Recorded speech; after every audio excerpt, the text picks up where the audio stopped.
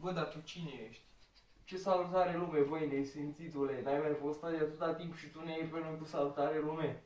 Dar știu 2 luni de tine, ești nebun la cap. Ceau lume. Dar chiar, de ce n-ai mai postat? Bă, știi că n-am... Bă, ce n-ai, bă? Bă, n-ai cameră? Uite, ți-am dat cameră, ia cameră. Ce n-ai? N-ai idei? Ți-am dat idei. Ce-ți mai trebuie? Ia și fă vlog, bă, băiatule. Tu crezi că așa devii faimos, pac, pac, una peste alta? Nu. Bă, mă lași, te rog să explic. Bine, bă, gata, te las, nu mă mai... Mersi. Bă.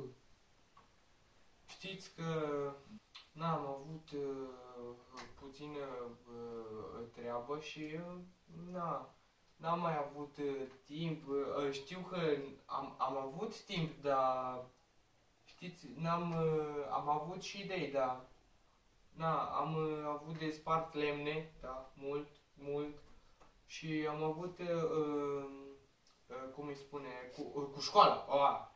Păi în ultima săptămână am învățat corigență, ce vă mai spun. Da, și bă, mă scuzați, acum ce să fac și eu, că știi, mă reprofilez acum. Și bă, mă scuzați,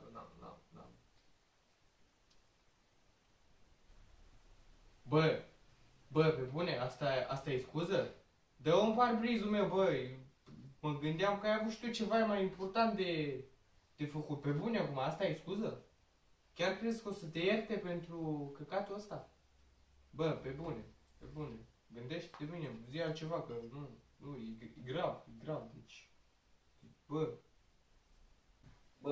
Bă, lume, eu zic să-i lăsați lui ăsta propuneri, ca să nu mai aibă scuză de genul ăsta și să mai facă și el niște vloguri, căci că vrea să ajungă faimos și căcaturi, și lăsați întrebări și propuneri, dacă vreți să-l întrebați ceva pe prostul ăsta, deși știu sigur că nu știe să răspundă. Da, bă, lăsați la ăsta propuneri, că știți și voi cum e, nu prea are idei. Dar nici nu-i trebuie, că el e Batman, el ajunge faimos fără idei.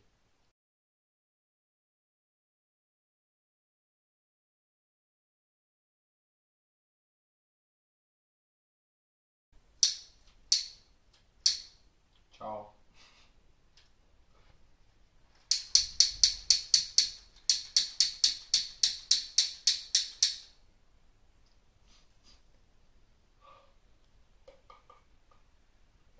Acum? Nu mâine.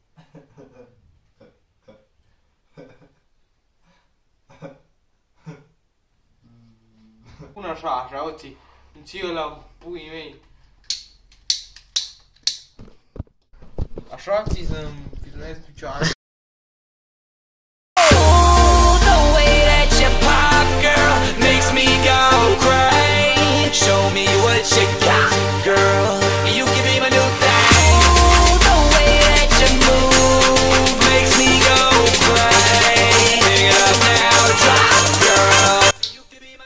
Bă, dar crema asta cam arde pielea, bă.